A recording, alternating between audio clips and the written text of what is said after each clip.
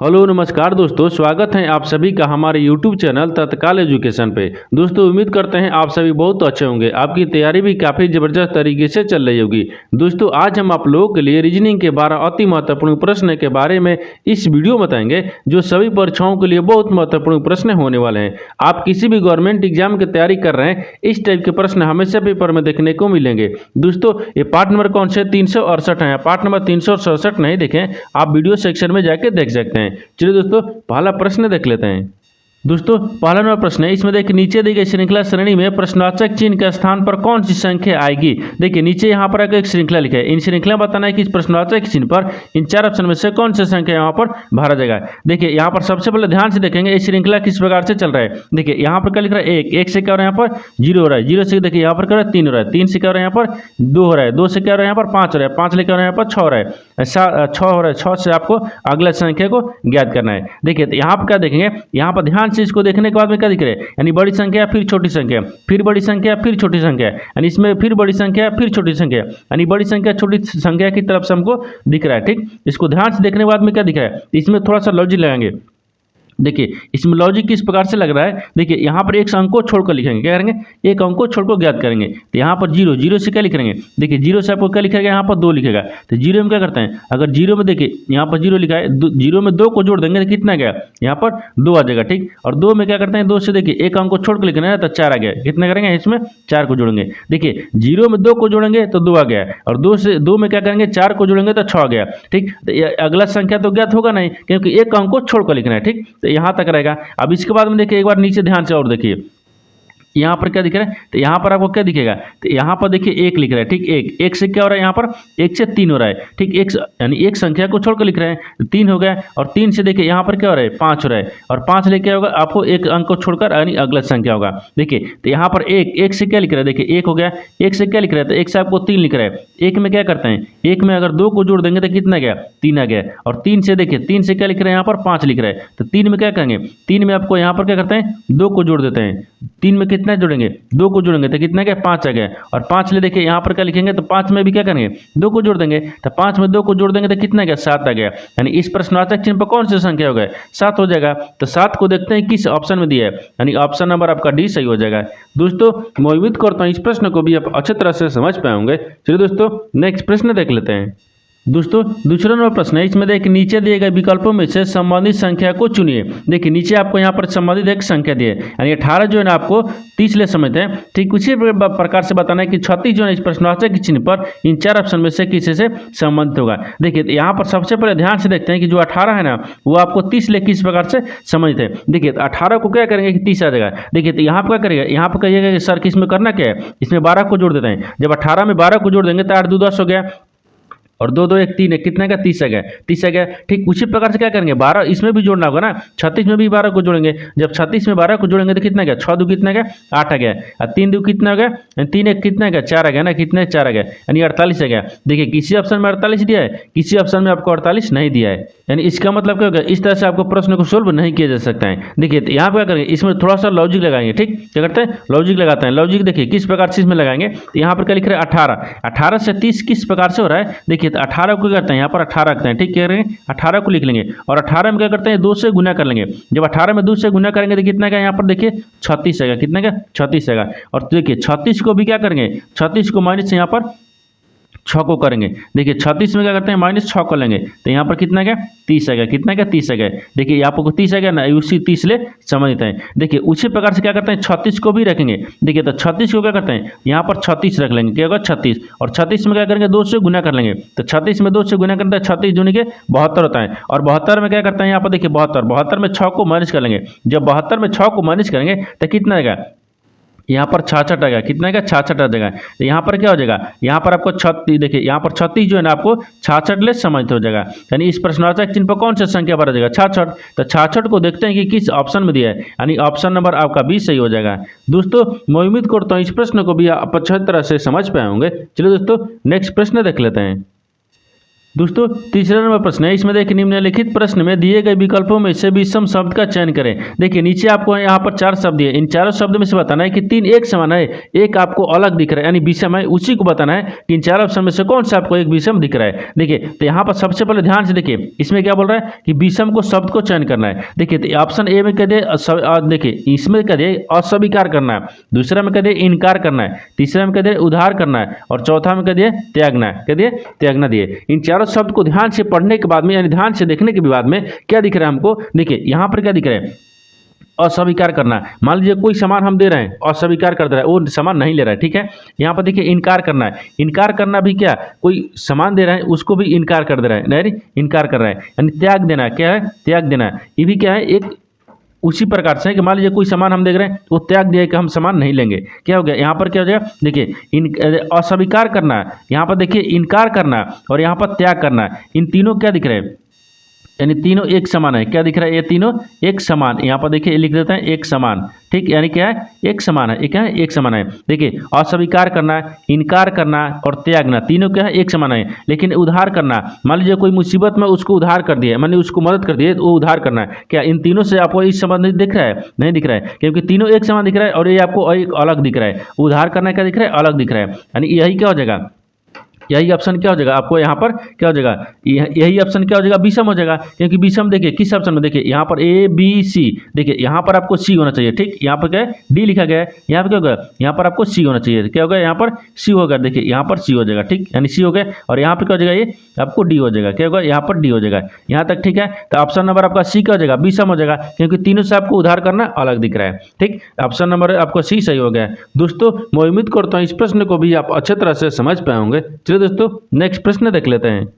दोस्तों 4 नंबर प्रश्न है, इसमें देखिए दिए हुए 4 विकल्पों में से कौन सा विकल्प नीचे दिए शब्दों का सार्थक क्रम दर्शाता है। देखिए नीचे यहाँ पर आपको 5 शब्द है, इन पांचों शब्द को क्या बताना है आपको सार्थक क्रम में सजाना है। देखिए तो सार्थक क्रम सजाने से पहले क्या करेगा, वीडियो को रोककर खुद अपने आप से बनाने का कोशिश करिएगा और 12 प्रश्न में से आपने कितने प्रश्न सही किए वीडियो को लास्ट में कमेंट में जरूर बताइएगा। देखिए तो यहाँ पर सबसे पहले ध्यान से देखते हैं कि सार्थक क्रम का मतलब होता क्या है। देखिए सार्थक क्रम का मतलब यानी बढ़ते क्रम में हमको जाना, ठीक, क्या करें बढ़ते क्रम में। जैसे देखिए 1 हो गया, 2 3 4 5, ठीक, इसको क्या करना है हमको बढ़ते क्रम में चलना है। देखिए सार्थक का मतलब क्या होगा बढ़ते क्रम में, तो इसको क्या करना है हमको सार्थक क्रम में सजाना है। देखिए सार्थक क्रम में सजाने के लिए सबसे पहले क्या देखेंगे 5 शब्द में से आपको क्या क्या दिया गया, ठीक। देखिए यहाँ पर क्या दिए, अब ऑप्शन ए में क्या दिए यानी पौधा दिया है, यानी इसमें दूसरा में क्या दिए यानी क्या दिए यहाँ पर खाक दिया है और तीसरा में आपको बीज दिया है, चौथा में क्या दिए पत्ती दिया है और इसमें फूल दिया है, क्या दिए फूल दिया है। इन पांचों शब्द को ध्यान से पढ़ने के बाद में हमको सार्थक क्रम में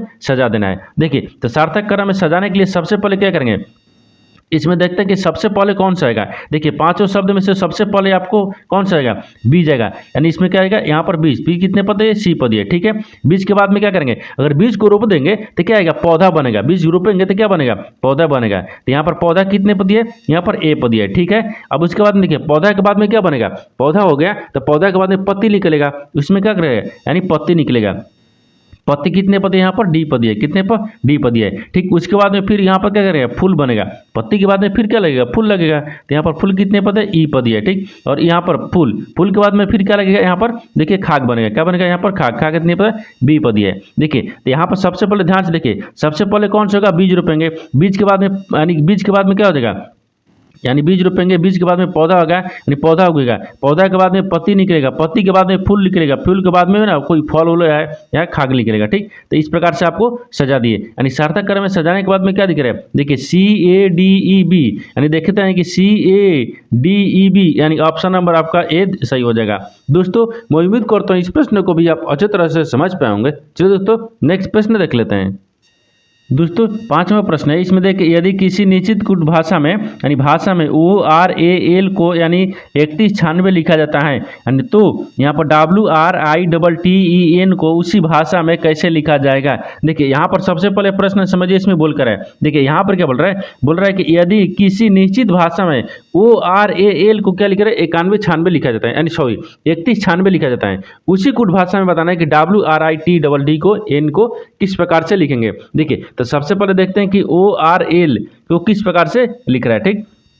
देखिए यहाँ पर क्या लिख रहा है, यहाँ पर ओ लिख रहा है, आर लिख रहा है, ए लिख रहा है, एल को क्या लिख रहा है यानी 3196 लिख रहा है। देखिए यहाँ पर क्या लिख रहा है यानी ओ हो गया, फिर यहाँ पर क्या हो गया आर आ गया, फिर यहाँ पर ए हो गया, फिर यहाँ पर एल हो गया। इसको क्या लिख रहा है, देखिए इसको 3196 लिख रहा है, यहाँ पर 31 हो गया और यहाँ पर 96 लिख रहा है। तो 3196 किस प्रकार से लिख रहा है, ओ का स्थानीय मान कितना पाता है 15 पाता है, ठीक है। आर का स्थानीय मान कितने पाता है 18 पा, ए का स्थानीय मान 1 पाता है, एल का स्थानीय मान कितने पाता है 12 पा। देखिए इनको क्या करेंगे आपस में जोड़ लेते हैं। देखिए 15 को 18 को 1 को 12 को जोड़ेंगे तो क्या 3196 आएगा, नहीं आएगा। अगर मान लीजिए गुना भी करेंगे तो 18 को 15 को 1 को 12 को तो भी गुना करने के बाद भी नहीं आएगा, ठीक। क्या करेंगे जोड़ने पर गुना करने पर नहीं आ रहा है, इसमें क्या करते हैं, इसमें देखिए तो इसमें करना कुछ नहीं, इसमें थोड़ा सा ध्यान दीजिए। यहाँ क्या करेंगे इन जो डबल संख्या लिखा है वो डबल संख्या के आपस में ही जोड़ लेते हैं। जैसे देखिए 15 क्या लिख रहा है और डबल संख्या दिया है, इसमें क्या करेंगे इनको आपस में जोड़ लेंगे। 18 कह दिए डबल संख्या दिए, इसमें भी आपको आपस में जोड़ लेंगे। और यहाँ पर 12 भी आप डबल संख्या दिए ना, इसमें भी क्या करेंगे आपस में जोड़ लेंगे। जैसे में देखिए इनको जोड़ लिए थे, कितना गया 5 से कितना गया 6 आ गया, और 8 है कितना गया 9 आ गया, ठीक है। और 1 ही कम 1 हो गया क्योंकि इसमें डबल नहीं दिया है। और 2 ये कितना गया 3 आ गया। देखिए यहाँ पर ध्यान से देखिए इन जो स्थानीय मान लिखकर इनको आपस में जोड़े हैं, जो डबल संख्या है उसको जोड़ने के बाद में देखिए यहाँ पर कितना गया 69 13 गया, कितना गया 69 13। तो 69 13 को आप क्या किया है कि ये देखिए 3196 लिखा है। देखिए तो यहाँ पर क्या किए, तो यहाँ पर ध्यान से देखिए ये जो आपको 3 है ना, 3 को देखिए यहाँ पर लिख दिए और देखिए इधर से लिख रहा है, देखिए इधर से चल रहा है, क्या कर रहा है इधर से चल रहा है। 3 हो गया, 1 हो गया, 9 हो गया और 6 हो गया। देखिए 3 हो गया, 1 हो गया, 9 हो गया, 6 हो गया, यानी इधर से चल रहा है। देखिए 3 1 9 6 इस प्रकार से लिख रहा है, इसमें भी यानी इसमें इस प्रकार से चल रहा है, ठीक है। यहाँ तक समझ गए किस प्रकार से लिख रहा है। उसी प्रकार से आपको लिखना है कि WRI, देखिए WRITTEN को उसी भाषा में लिखेंगे। देखिए उसी भाषा में लिखने के लिए क्या करेंगे, यहाँ पर क्या लिख रहे हैं W लिख रहा है, यहाँ पर R लिख रहा है, फिर यहाँ पर क्या लिख रहा है I लिख रहा है, डबल T लिख रहा है, ठीक, डबल T लिख रहा है, E लिख रहा है और यहाँ पर N को लिख रहा है, ठीक, N को लिख रहा है। यानी उसी प्रकार से देखिए इसमें भी करेंगे। यहाँ पर क्या गया, यहाँ पर W का स्थानीय मान कितने पाता है 23 पाता है, कितने पाता है 23 पाता है। देखिए W के स्थानीय मान 23 पाता है और R कितने पाता है 18 पाता है, I कितने पाता है 9 पाता है, T कितने पाता है 20 पाता है, T कितने पाता है 20 पा, और यहाँ पर E कितने पाता है 5 पाता है और N कितने पाता है 14 पाता है, ठीक है 14 पाता है। अब इनको भी क्या करेंगे, इनको भी आपस में जोड़ लेंगे। यानी आपस में कौन सी संख्या को जोड़ेंगे कि जो आप में डबल संख्या दिया है उसको क्या करेंगे आपस में जोड़ लेते हैं। जैसे देखिए 23 लिख रहा है तो यानी डबल संख्या दिया ना, यानी 2 और 3 से मिलकर बन रहा है, इनको क्या करते हैं आपस में जोड़ लेंगे। और 18 को भी क्या करेंगे आपस में जोड़ लेंगे। यहाँ पर देखिए 20 को भी आपस में जोड़ेंगे, ये भी 20 को आपस में जोड़ लेंगे और यहाँ पर 14 को भी आपस में जोड़ लेते हैं। देखिए सबको आपस में जोड़ लेंगे, जब जोड़ने जो डबल संख्या दिया उसी को जोड़ेंगे, ठीक है। अब यहाँ पर देखिए 3 2 कितना गया 5 आ गया, ठीक है, और 8 है कितना गया 9 आ गया, ये भी ठीक है। अब देखिए यहाँ पर 8 1 9 आ गया, कितना गया 9 आ गया। यहाँ पर देखिए यहाँ पर R 18 पाता है कि यहाँ पर दिए के WRI, देखिए WRI 8 1 9 आ गया ना, यहाँ पर कितना गया 9 आ जाएगा, ठीक, कितना गया 9 आ जाएगा, ठीक है 9 आ गया। अब देखिए अब यहाँ पर ध्यान से देखते हैं, ठीक 9 आ गया। और I के मान कितने दिए 9 दिया है। यहाँ पर देखिए T के मान कितने दिए 20 दिए, लेकिन 20 में अगर जोड़ देंगे तो कितने का, देखिए 2 में अगर 0 जोड़ेंगे तो 2 आएगा। फिर इसमें क्या लिखेंगे 2, यानी 0 में 2 को जोड़ेंगे तो 0 यानी 2 आएगा, ठीक है। अब 5 का 5 हो गया और देखिए 5 है कितने गए, यहाँ पर 4 है कितने गए 5 आ गया, यहाँ तक देखिए 5 आ गया। अब इसमें आपको क्या लिख रहा है, देखिए यानी 59 लिख रहा है, क्या लिख रहा है 59 92 255, 59 92 255 देखते हैं किस ऑप्शन में दिया है। यानी 59 92 255 देखते हैं किस ऑप्शन में दिया है, तो 59 92 255 यानी ऑप्शन नंबर आपका डी सही हो जाएगा। दोस्तों मैं उम्मीद करता हूँ इस प्रश्न को भी आप अच्छे तरह से समझ पाए होंगे। चलिए दोस्तों नेक्स्ट प्रश्न देख लेते हैं। दोस्तों 6 नंबर प्रश्न है, इसमें देखिए यदि संख्या 62 देखिए 62 49 729 के प्रत्येक विषम अंक में विषम अंक से 1 घटाया जाता है और प्रत्येक सम अंक में 2 जोड़ा जाता है, तो इस प्रकार बनी नई संख्या में बाएं से दूसरे और दाहिने से दूसरे अंकों का योगफल क्या होगा। देखिए यहाँ पर सबसे पहले प्रश्न समझिए इसमें बोल कर है। देखिए यहाँ पर क्या बोल रहा है, यहाँ पर बोल रहा है कि यहाँ पर नीचे आपको एक संख्या दिया है, क्या दिया यहाँ पर देखिए एक संख्या लिखा है। बोल रहा है कि यदि एक संख्या के प्रत्येक विषम अंक में 2 यानी 1 घन को घटाया जाता है। देखिए यहाँ पर एक संख्या लिखा है, कौन सी संख्या लिखा है, देखिए यहाँ पर लिख लेते हैं 6 लिख रहा है, फिर यहाँ पर 2 लिख रहा है, फिर यहाँ पर 4 लिख रहा है, फिर यहाँ पर 9 लिख रहा है, फिर यहाँ पर 7 लिख रहा है, फिर 2 लिख रहा है और फिर 9 लिख रहा है। एक क्या लिख रहा है, ये संख्या लिख रहा है, मान लेते हैं एक संख्या होगा, ठीक है संख्या होगा। अब बोल रहा है कि इस देखिए संख्या विषम अंक से 1 घटाया जाता है। बोल रहा है कि विषम अंक में क्या करेंगे 1 को घटा लेंगे इस संख्या में। देखिए यहाँ पर क्या होता है एक अंक को घटा लेते हैं, देखिए तो विषम कौन सा दिख रहा है, तो विषम आपको देखिए 9 दिख रहा है। क्या दिख रहा है 9,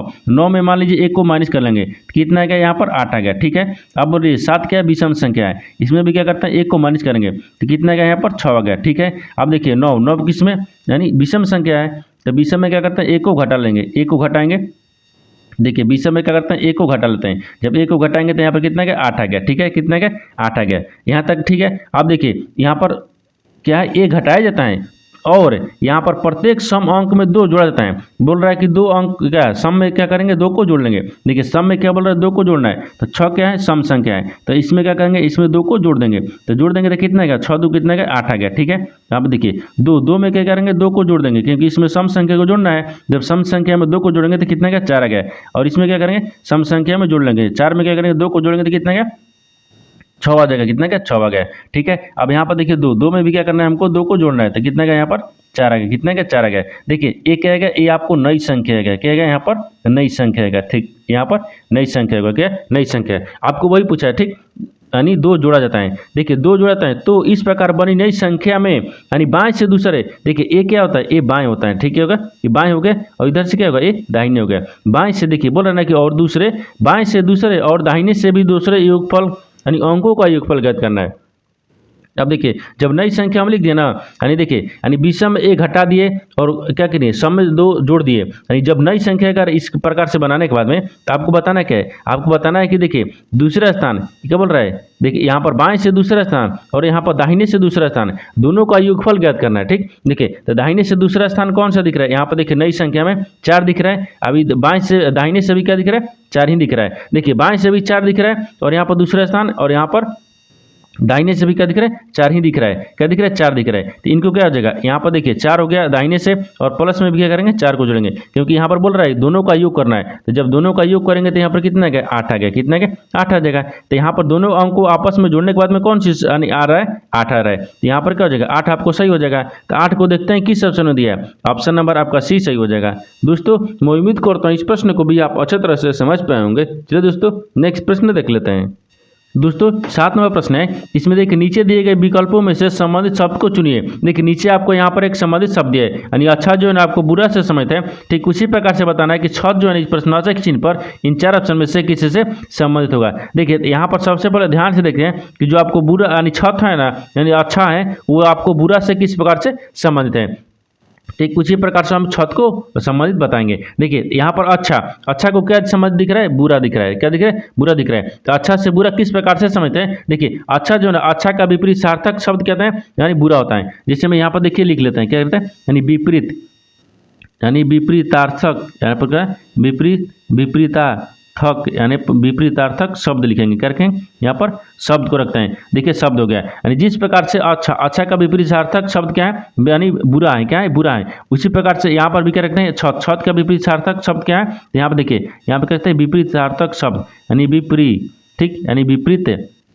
विपरीतार्थक यानी ठीक विपरीत सार्थक, यहाँ पर क्या हो जाएगा विपरीत सार्थक शब्द रखेंगे, क्या रखेंगे यहाँ पर शब्द रखेंगे। देखिए जिस प्रकार से अच्छा का विपरीत सार्थक शब्द क्या हो गया बुरा हो गया, उसी प्रकार से छत का विपरीत सार्थक शब्द क्या होगा तो यहाँ पर फर्श हो जाएगा, क्या होगा यहाँ पर फर्श हो जाएगा, यहाँ पर क्या होगा फर्श होगा, क्या होगा फर्श होगा क्योंकि दीवार तो होगा नहीं, यहाँ पर क्या हो जाएगा फर्श हो जाएगा। तो फर्श को देखते हैं किस ऑप्शन में दिया है यानी ऑप्शन नंबर आपका यहाँ पर बी सही हो जाएगा।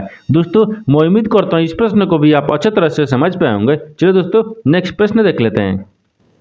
दोस्तों 8 नंबर प्रश्न है, इसमें देखिए वृक्षों की एक पंक्ति में एक वृक्ष दोनों सिरों से 5वां है, बताइए कि पंक्ति में कुल कितने वृक्ष हैं। देखिए यहाँ पर पहले प्रश्न समझिए इसमें बोल कर है, देखिए यहाँ पर क्या बोल रहा है कि वृक्षों की एक पंक्ति में वृक्ष दोनों सिरों से क्या है 5वां है। मान लीजिए दाहिने से भी क्या होगा 5वां, बाएं से भी क्या होगा 5वां होगा, इन दोनों को आपस में क्या करेंगे जोड़ लेंगे। अब बोल रहा है कि बताइए कि पंक्ति में कुल कितने वृक्ष हैं। जब पूछेगा कि कुल कितने वृक्ष हैं तो दोनों को आपस में जोड़ने के बाद में एक में से माइनस करेंगे, करके माइनस कर लेंगे। तो 5 दूनी के कितना का 10 आ गया और 10 हो गया, ठीक। और 10 में से क्या करेंगे 1 को घटा लेंगे, जब 10 में से 1 को घटाएंगे तो कितना बचेगा 9 बचेगा, कितने का 9 आ गया। तो आपको बताना यही है कि पंक्ति में कुल कितने वृक्ष हैं तो 9 को वृक्ष हैं। तो 9 देखते हैं किस ऑप्शन दिया है यानी ऑप्शन नंबर आपका बी सही हो जाएगा। दोस्तों मैं उम्मीद करता हूँ इस प्रश्न को भी आप अच्छे तरह से समझ पाए होंगे। चलो दोस्तों नेक्स्ट प्रश्न देख लेते हैं।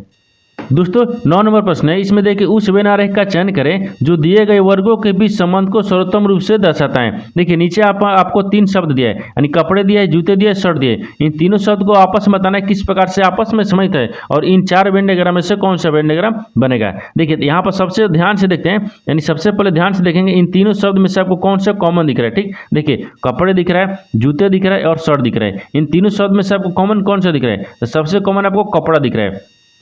यहाँ पर क्या दिख रहा है? यानी कपड़े होगा। ठीक, कपड़े होगा। कपड़े के अंदर में क्या शर्ट आते हैं, लेकिन कपड़े के अंदर में क्या जूते आते हैं? नहीं आते हैं। एक कपड़े का जूता होता है लेकिन जूते नहीं आते होंगे। देखिए यहाँ पर क्या करेंगे, कपड़े के अंदर में क्या आते हैं? शर्ट आते हैं। तो यहाँ पर कपड़े के अंदर में यहाँ पर शर्ट को रखेंगे, क्या रखेंगे? यानी शर्ट को रख लेंगे। ठीक, शर्ट आ गया। लेकिन देखिए जूता क्या होगा? जूता आपको अलग हो जाएगा। जूता क्या होगा? अलग होगा। यहाँ पर क्या करेंगे? यानी जूते रखते हैं। ठीक है, जूते अलग हो गए। देखिए तो सबसे कॉमन क्या दिख रहा है? कपड़ा के अंदर में शर्ट आते हैं लेकिन कपड़े के अंदर में जूते नहीं आते हैं। देखिए इस तरह से आपस में समझ होगा तो कपड़े के अंदर में शर्ट हो जाएगा और जूते आपको अलग हो जाएगा।